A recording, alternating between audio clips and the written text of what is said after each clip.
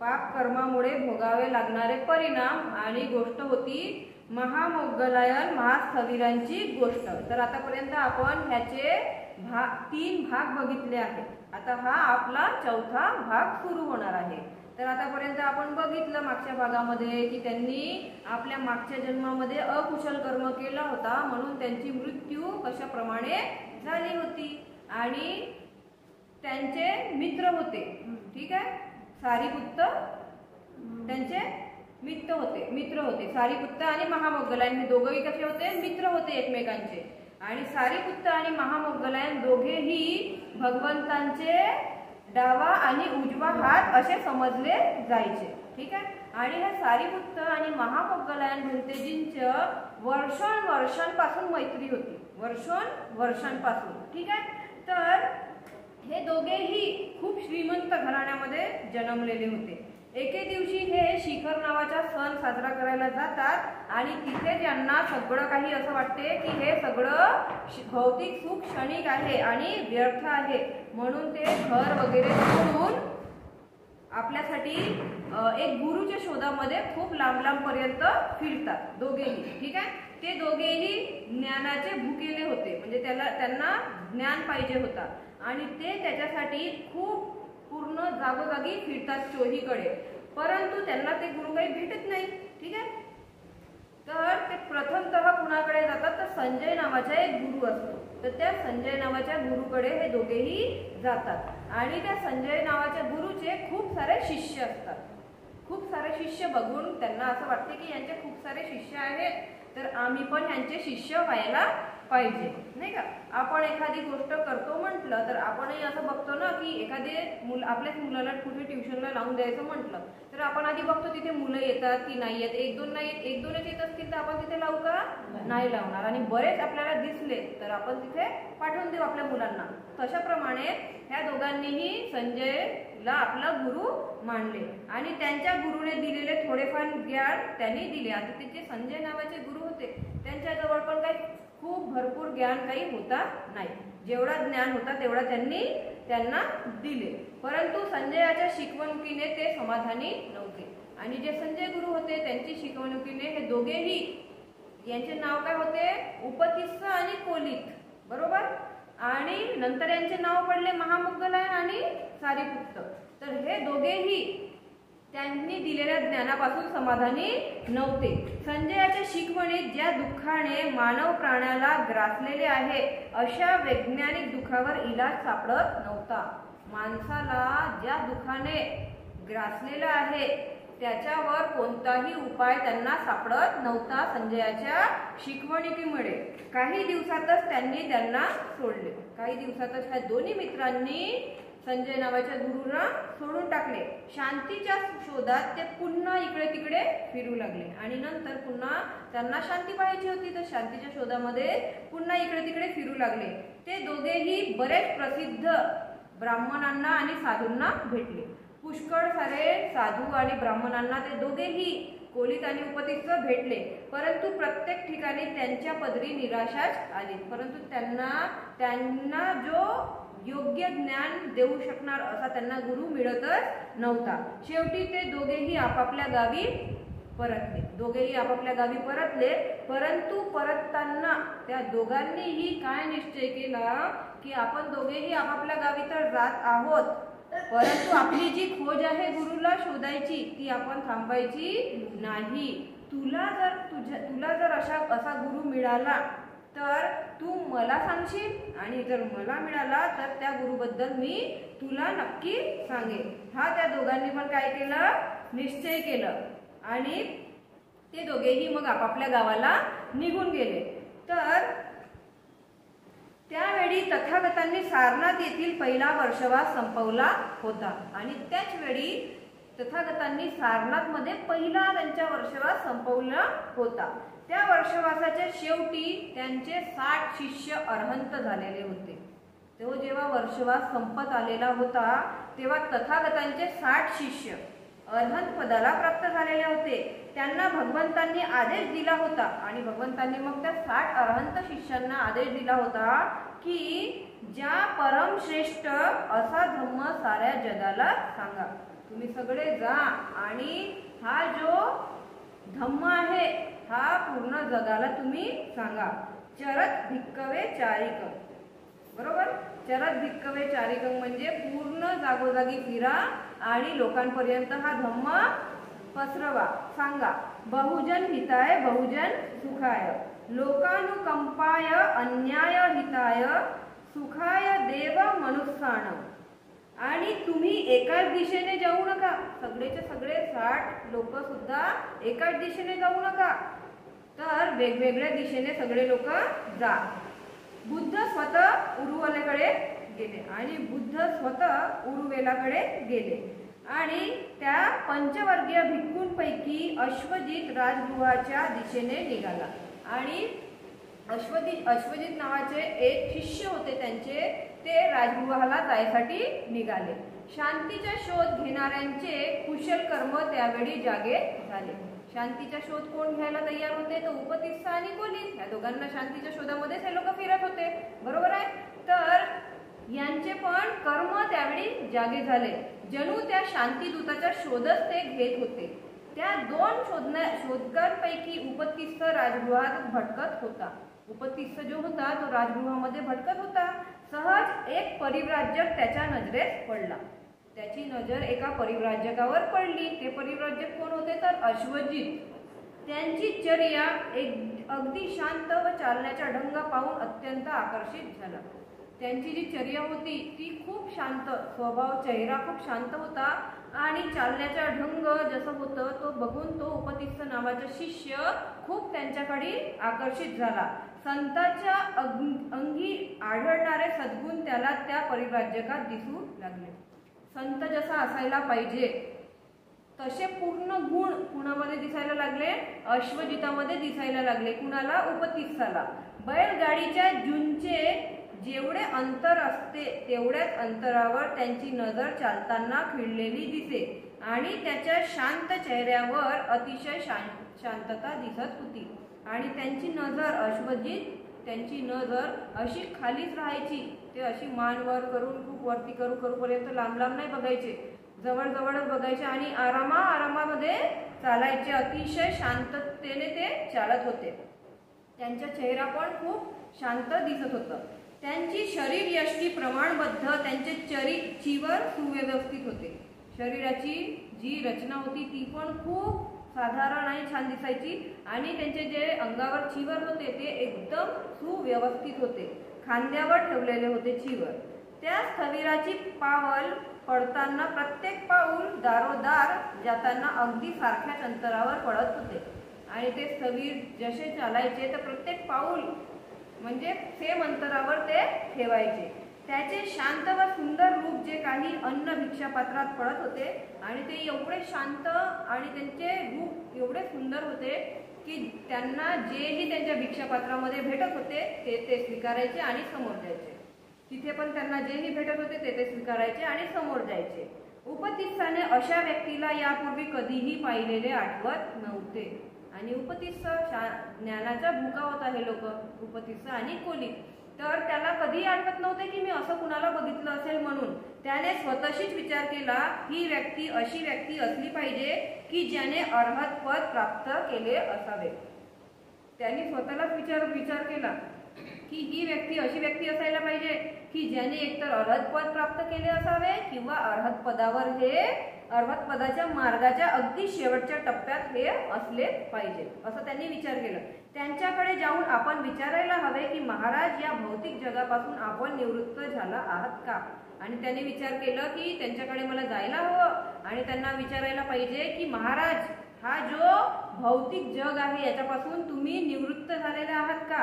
आपले गुरु कोण आहेत? आपण कोणाची शिक्षण ग्रहण केलेली आहे? असे प्रश्न उपतिस्सच्या मनामध्ये येऊ लागले की आपण ह्या जगाच्या भौतिक सुखापासून निवृत्त झालेले आहात का?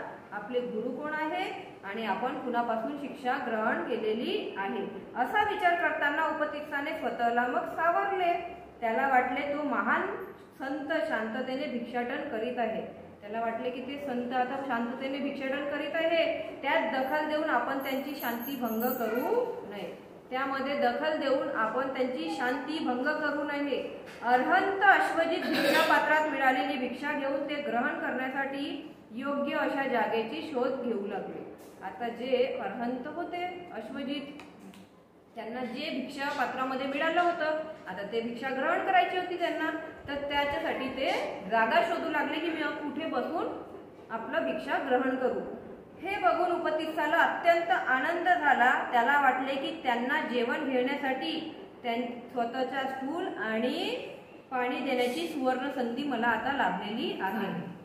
मी म्हणजे माझा स्टूल त्यांना बसायला देऊन देते आणि पाणी पण देऊन देते, अशी मला सुवर्ण संधी लाभलेली आहे। ते त्याने दिले व त्यांच्या भोजनानंतर आदराने विचारले। त्याने त्यांना बसायला दिले आणि पाणी पण दिलं। आणि जेव्हा अर्हंत अश्वजितांचं भोजन झाले तेव्हा त्यांनी काय विचारले, भलते आपली चर्या व इंद्रिय अगदी शांत आहे।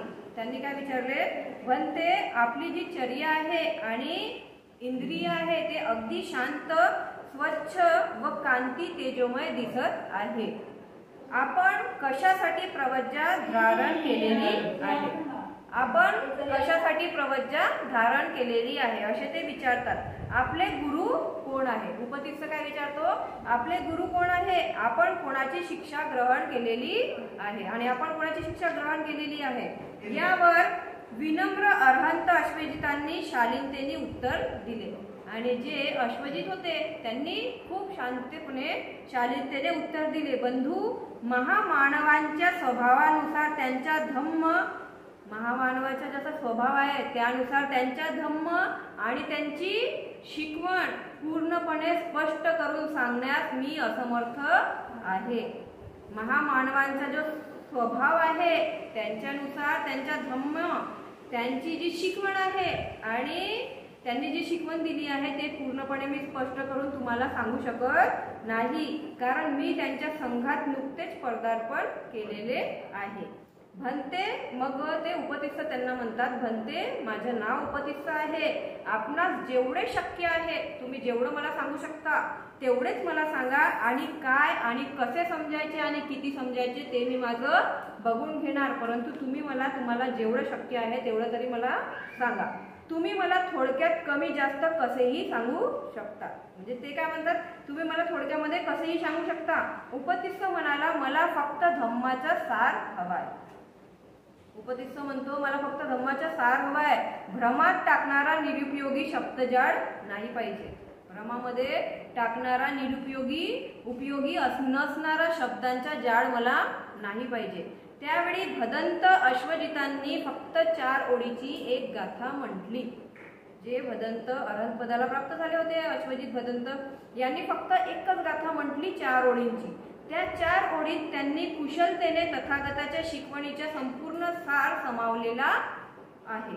म्हणजे त्यांनी जे 4 ओळी म्हटल्या त्या 4 ओळीमध्ये तथागतांच्या शिकवणीचा संपूर्ण सार त्या 4 ओळीमध्ये समावलेला आहे आणि ते 4 ओळीत कार्यकारण भावाच्या सत्याचा धम्मासार अंतर्भूत आहे। त्या 4 ओळी अशा प्रकार आहेत। ये धम्मा हेतुपभवा तेसं हेतु तथागतो आह तेसं यचो निरोधो येवं वादी महासमनो। ह्याचा अर्थ असा आहे, कुठल्याही गोष्टी कारणाशिवाय होत नाहीत। कोणतीही गोष्ट असू द्या ती कारणाशिवाय कधीही घडत नाही आणि होत नाही, त्या कारणांनीच तयार होतात। कुठलीही गोष्ट होत असेल तर ती कारणामुळेच तयार होते। बुद्ध त्याची कारणेही सांगतात आणि बुद्ध जी गोष्ट होते ती कोणत्या कारणामुळे होते त्याच्या कारण सुद्धा बुद्ध सांगतात। ती कारणे नष्ट सुद्धा करता येतात असेही बुद्ध सांगतात। हीच त्या महाश्रमण बुद्धांची शिकवण आहे असे ते अश्वजित कुणाला सांगतात, उपतिस्साला सांगतात। आणि उपतिस्स जेव्हा ही वरील गाथा ऐकतो तर ऐकता क्षणी तो श्रोतापन्न अवस्थेला प्राप्त होतो, कारण ह्या 4 ओळीतच भगवंतांच्या संपूर्ण धम्म अगदी सुस्पष्ट रीतीने समाविष्ट झालेला आहे। ह्या 4 ओळीमध्ये भगवंताचा धम्म अगदी सुस्पष्ट रीतीने समाविष्ट झालेला आहे आणि तो समजून घ्यायचा त्याच्या परिपक्व मनाला उशीर लागला नाही. आणि हा 4 ओळीचा अर्थ त्यांनी लगेच समजून घेतला. उपतिस्साने सत्य जाणून घेण्यासाठी फक्त थोड्याशा धम्म किरणांची त्याला गरज होती. त्याला सत्य जाणायचं होतं, त्याच्यामध्ये खूप आतुरता होती आणि फक्त त्याला थोड्याशा धम्म किरणांची गरज होती. ती भंते अश्वजितांनी पूर्ण केली होती. ज्या महान भिक्खूंनी तथागतांच्या पवित्र शिकवणीत स्वतःला सामील करून घेण्यासाठी प्रवृत्त केले, निसंशय त्या भंते अश्वजिताचे आभार मानण्यासाठी उपतिस्स शब्द शोधित होता. आता उपतिस्स त्यांच्यासाठी शब्द शोधित होता की मी यांना आता यांचे आभार मी कसे मानू, कारण त्यांच्याच ज्ञानामुळे त्यांनी जो ज्ञान दिला त्याच्यामुळे त्यांना श्रोतापन्न अवस्था प्राप्त झाली. तर ते शब्द शोधत होते. सत्याचे स्पष्ट प्रतिपादन करणारा उपदेश दिल्यामुळे उपतिस्साने भंते अश्वजिताचे अगदी मनापासून आभार मानले आणि सत्यांचे उपदेश दिल्यामुळे उपतिस्स जो होता त्यांनी अश्वजित भंतेजींचे अगदी मनापासून आभार मानले आणि बुद्धाबद्दलचे सविस्तर वर्णन व ठाव ठिकाणा जाणून घेऊन त्यांची रजा घेतली आणि बुद्धाबद्दलचे संपूर्ण वर्णन आणि ते राहतात कुठे काय कुठे सगळं माहिती करून मग त्यांनी त्यांची सोबत रजा घेतली. त्यातून ते निघून गेले. भंते अश्वजिताकडून धम्मसार ऐकल्यापासून तथागताबद्दल उपतिस्सामध्ये एवढी श्रद्धा निर्माण झाली होती.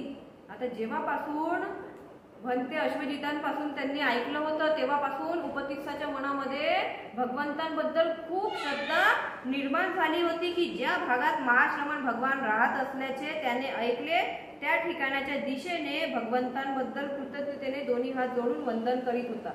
त्यांनी अश्वजितांना विचारलं होतं की भगवान कुठे राहतात, तर त्यांनी सांगितलं होतं ह्या दिशेला राहतात. तर त्याच्या मनामध्ये एवढी श्रद्धा निर्माण झाली होती तथागतांबद्दल की तो जिथेही राहायचा तिथून तो त्या दिशेला वंदन करायचा. त्या दिशेकडे उभा राहून तो वंदन करीत असायचा आणि झोपताना त्याच दिशेने डोके ठेवून तो झोपत होता.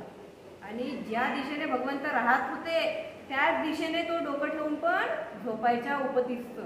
एवढी त्याच्या मनामध्ये श्रद्धा निर्माण झाली होती. आता ह्या दोघांमध्ये करार झाला होता. कोण कोण? उपतिस्स आणि कोलितमध्ये. उपतिस्साला तर आता श्रोतापन्न अवस्था प्राप्त झाली होती आणि ज्ञान पण माहिती पडलं होतं. तर आता यांच्यामध्ये जो करार झाला होता त्याच्या अनुसार काय झाला, उपतिस्स त्याचा जो मित्र होता कोलित त्याच्याकडे अत्यंत आनंदाचा समाचार सांगण्यासाठी गेला. उपतिस्स कोलितकडे गेला. उपतिस्साप्रमाणेच त्याचा मित्र कोलित सुद्धा एका गाथेत सांगितलेला धम्मसार ऐकून निर्वाणाची पहिली अवस्था श्रोतापन्न अवस्थेला प्राप्त झाला. आणि जेव्हा उपतिस्साने त्याला सांगितलं तर सांगता बरोबर ऐकता बरोबरच कोलित सुद्धा श्रोतापन्न अवस्थेला प्राप्त झाला. शांतीचा शोध यशस्वी झालेला पाहून ते दोघेही अत्यंत आनंदित झाले आणि ते दोघेही ज्या शांतीच्या शोधामध्ये होते तो शोध बघून ते दोघेही अत्यंत आनंदित झाले व त्या आनंदाच्या भरात एक कर्तव्य समजून एकेकाळी आता ते आनंदी झाले. आता त्यांना वाटलं की आमचा जो गुरु होता संजय, आम्ही पण त्याच्याकडे जावं आणि त्याला सांगावं की भगवंताची अशी अशी शिक्षण आहे, असं ज्ञान आहे, तर तू पण त्यांचं शिष्य बन. परंतु संजय जो होता तो खूप गर्विष्ठ होता. त्याला असं वाटत होता की मी याच्या आधीपर्यंत सगळ्यांचा शिष्य होतो, आता मी गुरु बनलो, आता मी भगवंताकडे जाणार तर आता मला मग काय बनावं लागेल, शिष्य बनून राहावं लागेल. आणि त्याला शिष्य बनून राहणे अजिबात आवडले नाही म्हणून तो त्यांच्या बरोबर गेलेला नाही. परंतु संजयाने परिवर्तन करण्यास ते यशस्वी होऊ शकले नाही. काहीशा निराशेने संजयाचे बरेचसे शिष्य, परंतु जे संजयचे बरेचसे शिष्य होते ते उपतिस्स आणि कोलित सोबत गेले आणि जिथे भगवान बुद्ध राहत होते तिथे वेळुवनात जेव्हा भगवान बुद्ध राहत होते तिथे ते लोक सगळे गेले. उपतिस्स व कोलितांच्या विनंतीवरून बुद्धांनी दोघांनाही यथा भिक्कवे या भिक्खूंनो असे शब्द उच्चारून भिक्खू संघात सामील करून घेतले. उपतिस्स आणि कोलित दोघांनाही भगवंतांनी यथा भिक्कवे म्हणून भिक्खू संघामध्ये सामील करून घेतले. एका 15 वाड्यानंतर 15 दिवसा नंतरच भगवंतांनी एका भटकणाऱ्या दिघनग नावाच्या परिव्राजकाला उपदेश केला. एक दिघनग नावाचा परिव्राजक भटकत होता, तर त्याला भगवंतांनी उपदेश केला. त्यावेळी तो उपदेश ऐकून स्थवीर सारिपुत्तांना अरहंत पद प्राप्त झाला. आणि त्यावेळी स्थवीर सारिपुत्त जेव्हा त्यांनी उपदेश ऐकला, तर त्या उपदेश ऐकता बरोबर त्यांना अरहंत पद प्राप्त झाला. त्याच दिवशी संध्याकाळी बुद्ध आणि त्यांचे अनेक शिष्य सारिपुत्ताच्या भोवती एकत्र झाले आणि त्यांनी उपतिस्साला, अर्थातच उपतिस्स म्हणजे सारिपुत्त, यांना संघामध्ये 1 नंबरचे स्थान दिले. सारिपुत्तला कोणता स्थान दिला? 1 नंबरचे स्थान. सारिपुत्त म्हणजे उपतिस्स आणि कोलित जे होते ते महामोग्गलायन. कोलितचे नाव काय होते? महामोग्गलायन. त्यांना संघामध्ये कोणते स्थान देण्यात आले? 2ऱ्या नंबरचे स्थान त्यांना देण्यात आले. महामोग्गलांचे सारिपुत्ताच्या 1 आठवड्यापूर्वी नंतरच अरहंतपद प्राप्त झाले. जेव्हा सारिपुत्तांना अरहंतपद प्राप्त झाले, त्याच्या 1 आठवड्यानंतरच कुणाला? महामोग्गलायनला अरहंतपद प्राप्त झाले. तर ही होती गोष्ट महामोग्गलायन, महास्थवीर महामोग्गलायनाची. ठीक आहे. तर आपला टॉपिक काय होता याच्यामुळे? पाप कर्मामुळे भोगावे लागणारे परिणाम. तर आता आपले हे 4ही भाग संपलेले आहेत. जर तुम्हाला व्हिडिओ माझा आवडला असेल, धम्माचा उपदेश हा आवडला असेल, तर व्हिडिओला जास्तीत जास्त लाईक करायचं, शेअर करायचं आणि चॅनलला सबस्क्राईब सुद्धा करायचं आणि कमेंट करून सांगायचं की कसं होतं म्हणून. ठीक आहे. चला, साधू साधू साधू.